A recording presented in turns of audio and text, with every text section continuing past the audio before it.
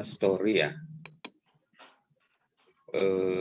Instagram kalian sudah direpost ulang oleh IG Lab Lingkungan. Banyak hal yang saya pelajari dari Instastory tersebut. Kalian sangat kreatif ya, generasi kalian sangat kreatif membuat kalimat. Jadi tidak hanya kalimat, ada yang bikin video, ada yang bikin background ya, gambarnya yang bagus dan baik semua. Terus kutipan pernyataannya juga mengambil sumbernya langsung ditulis di situ dan semua sudah saya lihat. Terus lalu saya absen ulang dari hasil repost yang ada di Instagram Lab Lingkungan tersebut ya. Kapan-kapan formula itu bisa kita ulang lagi. Oke. Kita lanjut hari ini, namun sebelum lanjut ini agak berat. Review pertemuan sebelumnya, ya bisa dibantu dari teman-teman kalian. Apakah ini ada chat masuk absen di MOLS? Oh ya, Ridho, makasih Dok sudah mengingatkan. Silakan absen di MOLS. Oke. Proses perkembangan hukum lingkungan internasional dan prinsip-prinsip hukum lingkungan.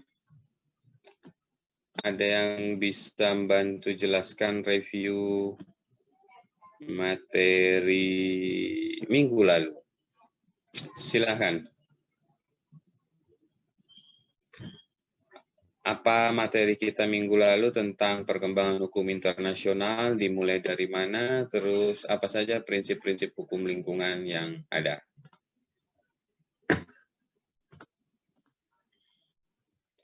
Siapa yang bisa bantu review materi minggu lalu, bisa raise hand, terus saya sebut namanya.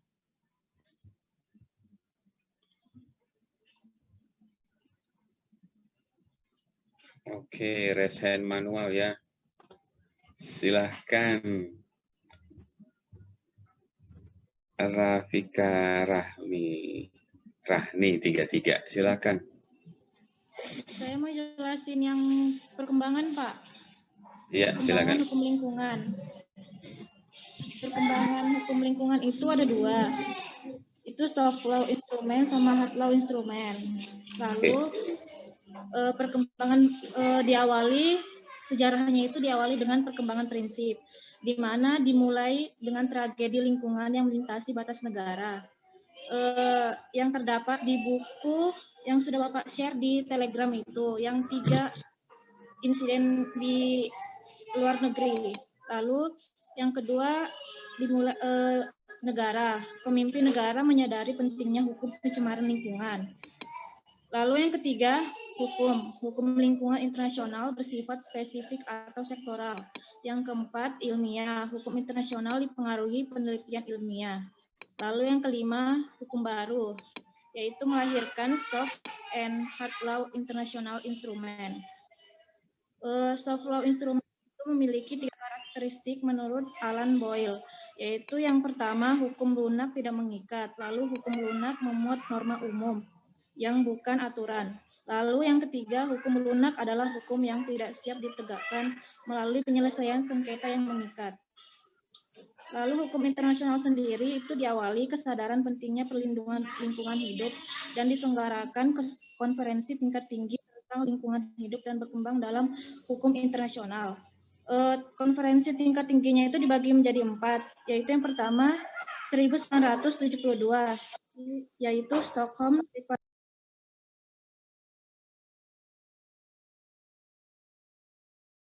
Declaration. Yang kedua 1992, yaitu Rio Declaration. Yang terakhir Johannesburg Declaration. Oke, makasih Rifka Rahni 33. Sudah saya capture screen, masukkan saya input di Telegram sebagai pengingat. Oke. Lalu yang kedua, Untuk pertanyaan yang kedua, perihal prinsip-prinsip hukum lingkungan, apa saja? Ada yang bisa bantu menyampaikan atau mereview materi minggu lalu? Silahkan raise hand manual atau pencet tombol raise hand, terus saya sebut untuk menyampaikan informasinya. Silakan. Ada? Oke, Satria Wirayuda. Oke, sebentar.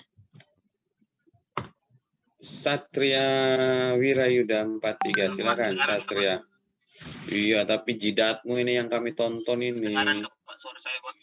Kedengaran, tapi jidat kamu yang kami tonton. Iya, turunin kameranya dikit. Pakai baju kan? Pakai baju aja kan? Iya, ya udah turunin kameranya biar wajah gantengnya kelihatan. Iya. Nah, ini iya. Oke, silakan. Prinsip ya Pak, hukum prinsip-prinsipnya yang saya ingat itu kemarin setahu saya itu ada pembangunan berkelanjutan, baru keadilan antar generasi, baru apa lagi ya, keadilan baru ada prinsip pencemar membayar, baru ada prinsip hak bertanggung jawab, hak berdaulat atau tanggung jawab lingkungan. Baru ada prinsip partisipasi publik kalau tidak salah, Pak. Oke. Ada lagi Satria? Ada sama prinsip pencegahan dini seingat saya. Oke. Itu yang saya ingat, Pak. Kuat juga ya daya ingatmu ya seminggu yang lalu. Biasanya orang jawab tuh kayak Rifka tadi berdasarkan catatan saya, Pak. Nah, terus dia baca. Kalau kamu ini berdasarkan daya ingat, saya akuin daya ingatmu kuat juga. Mantap, mantap. Makasih Satria Wirayuda 43. Kebetulan aja tuh, Pak. Kebetulan aja tuh, Pak. Ya, sama-sama, Pak. Ada yang bisa melengkapi, tidak putus-putus dan bisa melihat catatannya? Silahkan.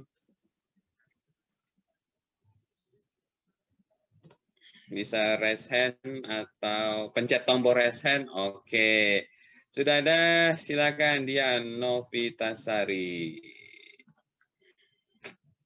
Silakan Dian. Jadi saya akan melengkapi dari Satria tadi. Prinsip hukum lingkungan itu yang berdasarkan catatan saya itu ada 9. Pertama itu pembangunan berkelanjutan, di mana sebagai pembangunan yang memenuhi kebutuhan generasi masa kini dan tidak mempromikan kemampuan generasi mendatang untuk memenuhi kebutuhan mereka. Yang kedua itu manusia memiliki hak fundamental atas lingkungan yang baik.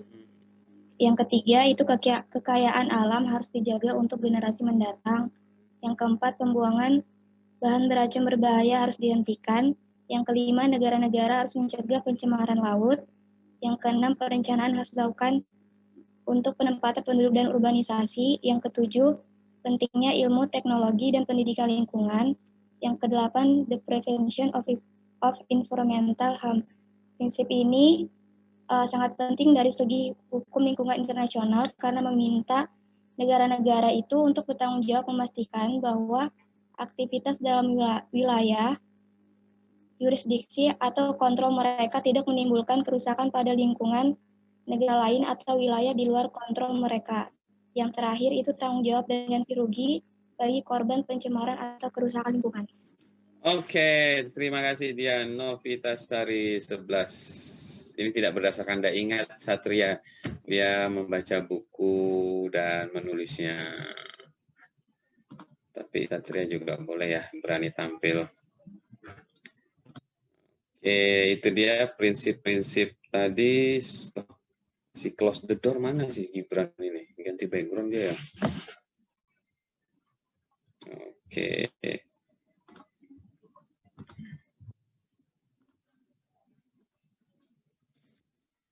Oke, itu tadi informasi yang disampaikan oleh teman kalian untuk materi minggu lalu. Kita masuk ke informasi untuk hari ini.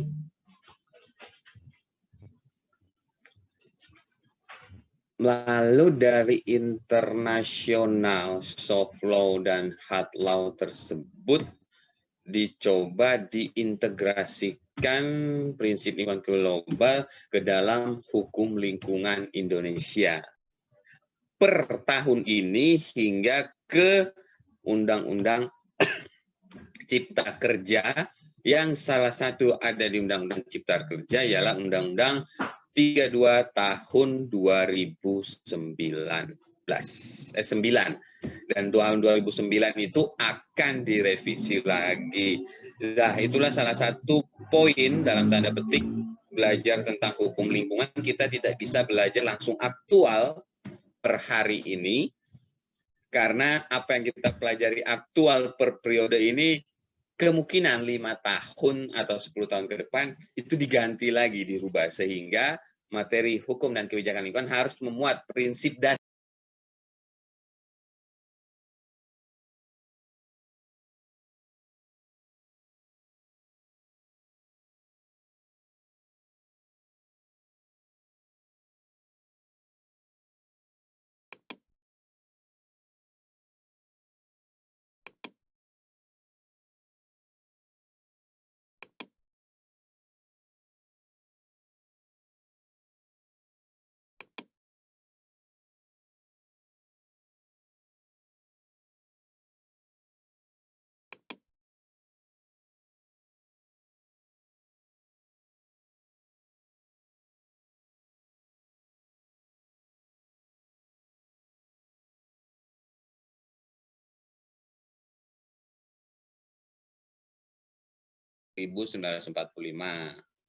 Lalu masuk ke undang-undang sektoral dan beberapa peraturan yang menyesuaikan dengan kasus yang ada di Indonesia. Integrasi prinsipnya memuat asas beberapa prinsip. Yang pertama itu melalui ratifikasi internasional, hard law